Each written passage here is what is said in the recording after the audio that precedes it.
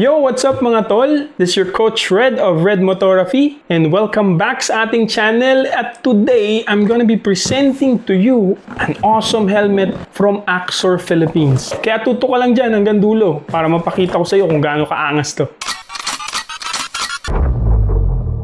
So kung naghahanap ka ng budget-friendly, stylish, and of course, matibay na dual sport helmet, baka ito na ang hinahanap mong adventure or dual sport helmet. Actually, na-unbox ko na to mga tol dahil sobrang excited talaga akong makita tong napakaangas na helmet na to at nagamit ko na siya sa isang event shoot.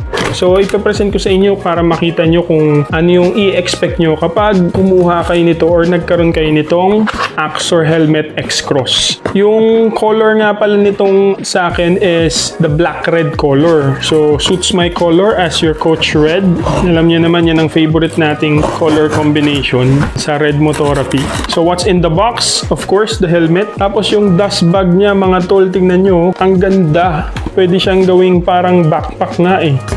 Yan, tapos ang kasama pa niya is yung sticker. Mamaya explain ko sa inyo tong stickers na to dahil merong important na bagay dito. So, set aside muna natin tong box niya. Yan, no? Blaze the Trail X-Cross. Napakaangas. Yan. So, ang X-Cross mga tol is dual sport helmet. Bagay na bagay to kung adventure rider ka, trail rider, or super moto rider. So, talagang ito ang fit na helmet para sa'yo. So, gaya ng sabi ko sa inyo mga tol ay na-unbox ko na to kaya ipe-present ko na lang sa inyo. Ayan yung dust bag niya, napakaganda. So kung magtataka kayo, na-unbox ko na pero meron pa rin siyang sticker kasi nung na-unbox ko to, inalis ko yung visor niya. Yan, removable kasi yan yung visor na to. At kinabitan ko siya nito. Ito yung pinalit ko, yung goggles. Yan, kasi di ba alam niyo naman mga dual sport riders, super moto riders, trail riders, ganito yung ginagamit goggles. Kinabitan ko na siya nito para dun sa shoot. Yan oh, napakaganda. So since pinakita ko sa inyo, tanggalin na natin tong sticker na to. Ooh, sarap. The best feeling, no? Tapos dual visor to mga tol ah. Yan oh, meron siyang visor sa loob na smoke lens. Yan oh, may switch siya dito sa gilid sa left side niya. Yan, makikita nyo yan. Smoke lens siya, tanggalin na din natin. Yan, so this is my personal helmet from Axor Philippines.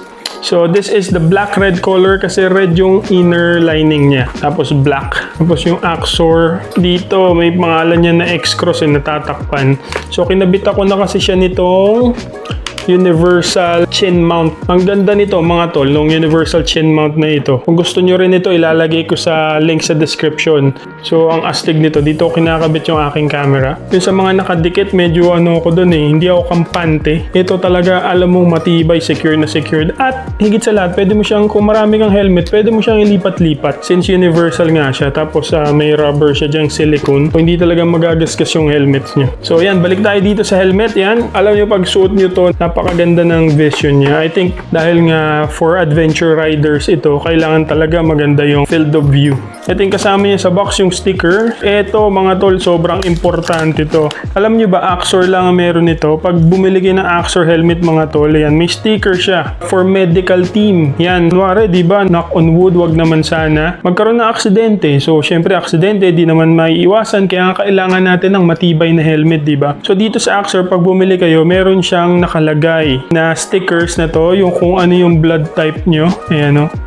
Tsaka may nakalagay din dito na ididikit nyo yan sa helmet. Ang nakasulat dito ay, in case of accident, do not remove the helmet unless you are a doctor or a medical assistant. So, kailangan professional kasi di ba maraming kaso na yung may na-aksidente, may nakialam, nagmarunong, ayun, mas lalo pang na-disgrasya. Kasi there are times na may accident na hindi dapat natin alisin yung helmet nung na-aksidente unless may dumating ng emergency response team. And also, meron siya yung mga blood type stickers dito. Kung alam nyo yung blood type nyo, pwede nyo idikit yon dito sa helmet nyo para at least alam na nung emergency response team kung ano yung blood type nyo kasi just in case na merong sasalina ng dugo. So ayan mga tol ha, pag may gumaya nito, dito nyo lang to nakita sa Axor. Tapos ito, merong reflectorized sticker para kitang-kita ka sa gabi. Pwede nyo yung idikit sa gilid or sa likod ng helmets nyo. The Axor sticker, pwede nyo idikit kung saan nyo gustong ilagay.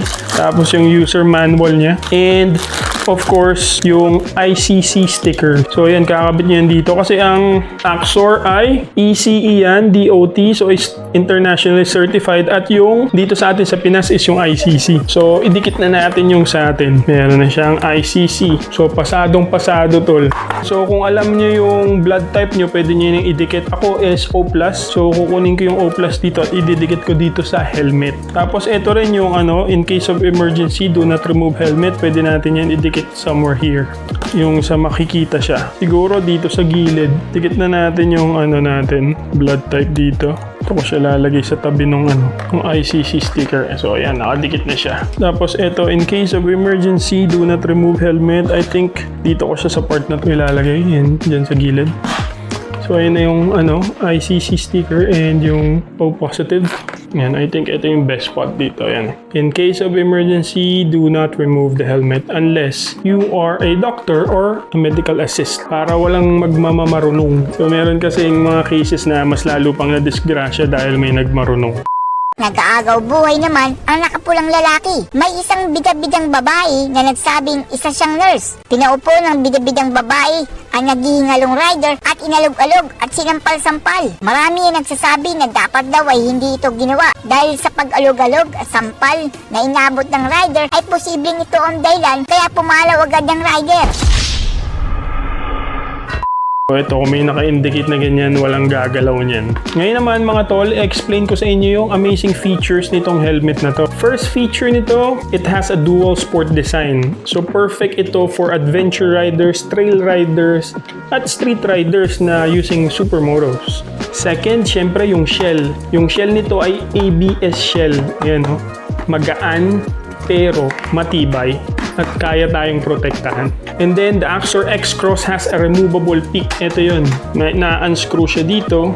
Tapos pwede nyo rin siyang i-adjust kung pa-forward or pa-backwards depending on the riding situation or riding condition na gagawin nyo kung magta-trail ba kayo. Sa akin, nakasagad siya sa baba eh. So, para pang takip na rin sa init. Tapos ito pa, meron pa siya dito. Ayun, na-extend pa siya. Parang transparent yan. Pwede pa siyang ma-extend na ganyan. Tapos, syempre, it has multiple air vents. Yan, meron siyang air vent dito sa harap. Yan, nasasara yan, nabubuksan, nasasara yan. Nakita nyo yung vents niya.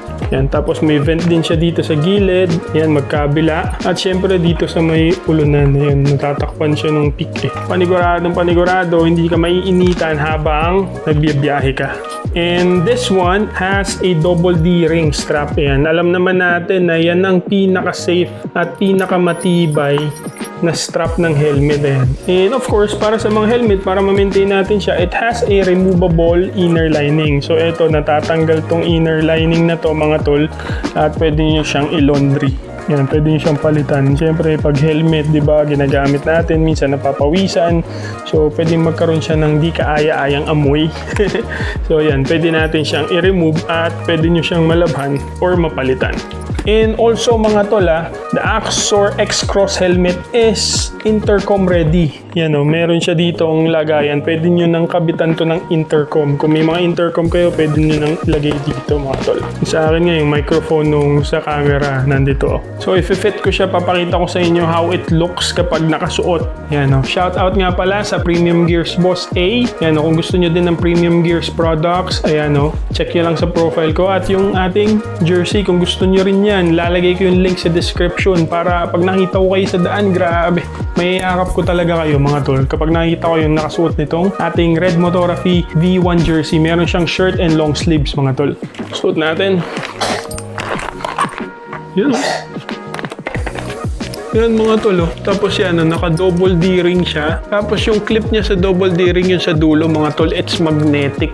Mag-clip agad siya.